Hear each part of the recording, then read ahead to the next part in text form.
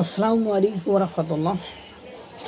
টিআইবির ইফতেখারুজ্জামান চৌধুরী উনি গতকালকে একটা বক্তব্যে বলেছেন 5ই আগস্টের পর থেকে দলবাজি, দখলবাজি, সাদাবাজি শুরু হয়েছে। অর্থাৎ আপনারা এই দেখেন দলবাজি হচ্ছে কিনা। এই যে কিছুদিন আগে এনসিপির হান্নান মাসুদ মব সৃষ্টি করা, ধানমন্ডিতে এক নেতার বাড়িতে মব সৃষ্টি করতে যাওয়া বা ব্যবসায়ীর বাড়িতে মব সৃষ্টি করতে যেয়ে আটক হলো পুলিশের হাতে, তাকে বা সেখান থেকে ছাড়িয়ে এনে আসা হয়েছে কিনা।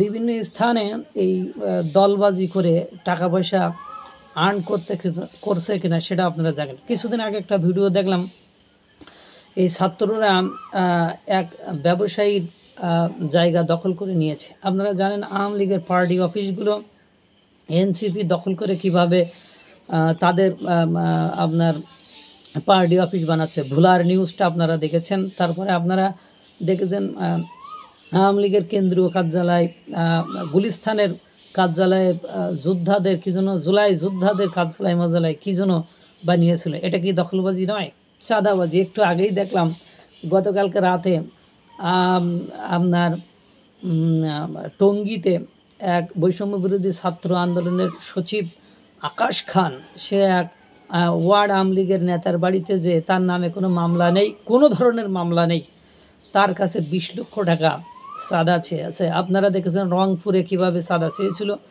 আপনারা দেখেছেন রাজশাহীতে কিভাবে বৈষম্য বিরোধী ছাত্র আন্দোলনকে মেডিকেলের ভেতরে আটকায় রাখা হয়েছিল।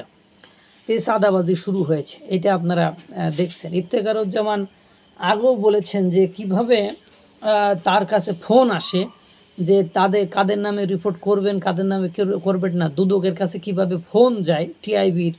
ইফতেখারুজ্জামান সে কথা কিন্তু একবার বলেছিল যে এই বৈষম্য বিরোধী ছাত্র আন্দোলনের নেতারা কিভাবে ফোন দেয়। আপনারা দেখেছেন এনসিপির গাজী সালাউদ্দিন তানভীরকে বিদেশি নিষেধাজ্ঞা, তার ভোটার আইডি কার্ড ব্যান্ড স্থগিত করা হয়েছে। কী জন্য সেটা আপনারা জানেন। 400 কোটি টাকার একটা মামলা বাণিজ্য বা 400 কোটি টাকার বাণিজ্যের কথা বলা হয়েছে। আপনারা জানেন যে স্থানীয় সরকার উপদেষ্টা আসিফ মাহমুদ সজীব ভুঁইয়ার এপিএসকে নিষেধাজ্ঞা দেওয়া হয়েছে, দুর্নীতির দায়ে তাকে তাকে অব্যাহতি দেওয়া হয়েছে।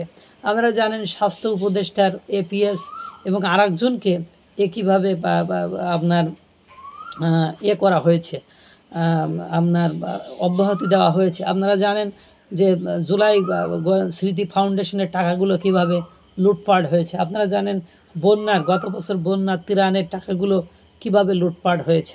তা ইফতেখারুজ্জামান সাহেব আওয়ামী লীগের আমলেও উনি সত্য এবং ভালো কথা বলেছেন, বিএনপির আমলেও উনি সত্য এবং ভালো কথা বলেছেন। উনি কখনো মিথ্যার সাথে আপোষ করেননি। উনি সেই আমলেও থ্রেটের ভেতরে ছিলেন, বিএনপির আমলেও থ্রেটের ভেতরে ছিলেন।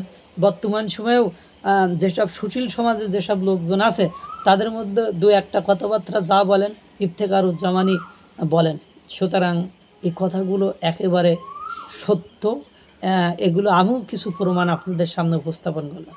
আল্লাহ তাআলা সকলকে ভালো রাখুক, সুস্থ রাখুক। আসসালামু আলাইকুম ওয়া রাহমাতুল্লাহ।